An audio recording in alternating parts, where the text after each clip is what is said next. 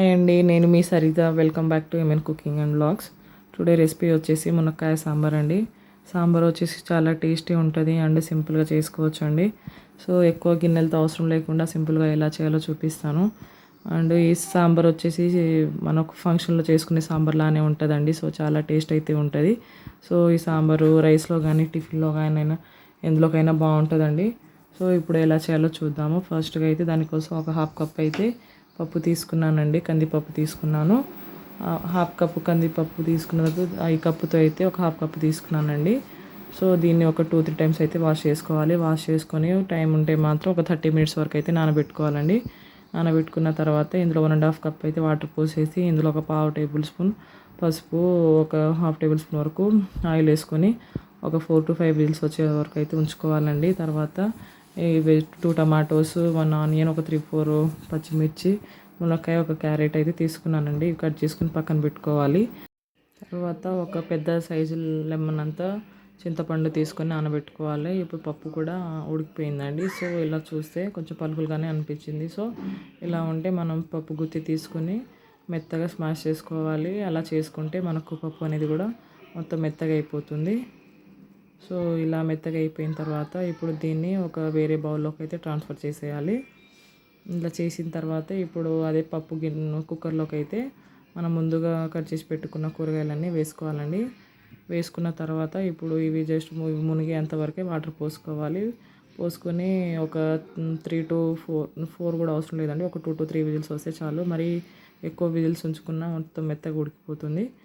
So మనం ఇలా water పోసుకున్న తర్వాత మనం ఒక 3-4 విజిల్స్ వరకు ఉంచుకోవాలండి. ఎక్కువ కూడా అవసరం లేదు, ఎక్కువ ఉంచుకుంటే మళ్ళీ మెత్తగా ఉడికిపోతుంది.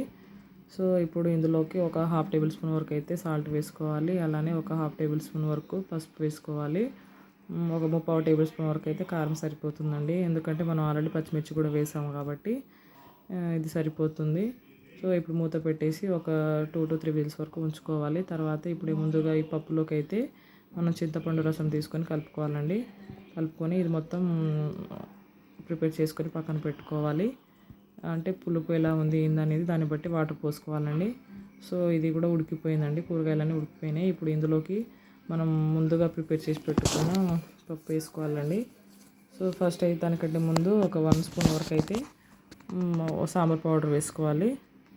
సాంబార్ పౌడర్ వేసుకున్న తర్వాత ముందుగా ప్రిపేర్ చేసి పెట్టుకున్న పప్పు కూడా ఇందులో వేసుకోవాలండి. సో ఇలా వేసుకుంటే ఏంటంటే సింపుల్గా తొందరగా అయిపోతుంది. సో మనకు పులుపు అనేది చూసుకొని ఇంకెంత కావాలి ఏందనేది, సాల్ట్ కూడా సరిపోయిందా లేదా చూసుకోవాలి. చూసుకొని సాల్ట్ ఒకవేళ సరిపోతే యాడ్ చేసుకోండి. సో ఇలా యాడ్ చేసుకున్న తర్వాత కూడా ఒకసారి చూసుకొని సరిపోయిందా లేదా అనేది. సో తర్వాత ఇప్పుడు ఇందులో టేస్ట్ కోసం కొంచెం ఒక తురుముకున్న బెల్లము ఒక 1 స్పూన్ వరకు వేసుకోండి. అది వేసుకుంటే చాలా టేస్ట్ ఉంటుందండి. సో ఇదంతా కలుపుకున్న తర్వాత ఇప్పుడు జస్ట్ పోపు పెట్టుకోవాలండి. పోపులో ఒక 2 టేబుల్ స్పూన్ వరకు ఆయిల్ వేసుకొని పోపు దినుసులు, కరివేపాకు, ఎండుమిర్చి, ఉల్లిపాయలు, కొంచెం ఉల్లిపాయలు ఎక్కువ తినే వాళ్ళైతే కొంచెం ఎక్కువ వేసుకోవచ్చు. ఇలా వేసుకొని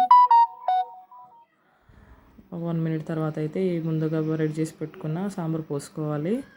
సో ఇలా పోసుకున్న తర్వాత అయితే ఒక 5 మినిట్స్ వరకు అయితే ఉంచుకోవాలండి. హైలో పెట్టుకొని ఒక 4 to 5 మినిట్స్ వరకు అయితే ఉడికించుకోవాలి. అప్పుడు అదంతా కలిసిపోయి చాలా టేస్ట్ అనేది ఉంటుంది.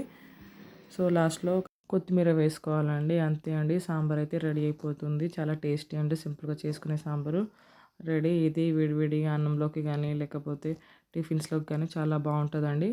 సో ఈ వీడియో చూసిన తర్వాత మీకు నచ్చితే మాత్రం లైక్ చేయండి, అలానే షేర్ చేయండి. మీకు చూసిన తర్వాత ఒకసారి ట్రై చేసి మీకు ఎలా వచ్చిందో కామెంట్ కూడా చేయండి. సో ఎవరైనా ఫస్ట్ టైం నా ఛానల్ చూస్తున్నట్టయితే సబ్స్క్రైబ్ కూడా చేసుకోండి. So thanks for watching.